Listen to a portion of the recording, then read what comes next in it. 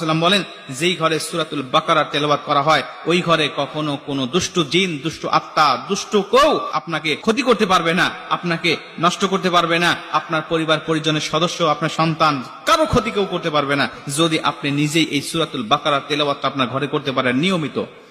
যদি আপনি নিজে না করতে পারেন প্রতিদিন, তাহলে কোরআনুল কারীমের এই সূরা বাকারা তেলাওয়াত আপনি বাজাবেন, আপনার মোবাইলে হোক, আপনার যে কোনো ডিভাইসের মাধ্যমে হোক, এই কোরআনুল কারীমের তেলাওয়াত আপনি শুনবেন। অনেক মুহাদ্দিস বলেছেন যদি শোনা যায় তারপরেও আল্লাহ পাক এই সমস্ত কাজ থেকে হেফাজত করবেন।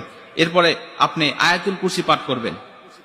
আয়াতুল কুরসি যে ঘরে পাঠ করা হয়, আয়াতুল কুরসি পাঠ করে যে ঘরে দরজা বন্ধ করা হয়, আউযু বিল্লাহি মিনাশ শাইতানির রাজিম বলে যে ঘরে দরজা বন্ধ করা হয়, ওই ঘর অটোমেটিক বন্ধ হয়ে যায়। বন্ধ মানে কিন্তু দরজা জান্নাত বন্ধ তা নয়, এটা দুষ্ট আত্মা, দুষ্ট জিন, ইবলিস শয়তান, মানুষ শয়তান, খবিশ শয়তান, সমস্ত দুষ্টদের হাত থেকে হেফাজত করা, তাদের কাছ থেকে বন্ধ করে দেওয়া, এটাই হলো বন্ধ করার কথা বলছি আপনাদেরকে।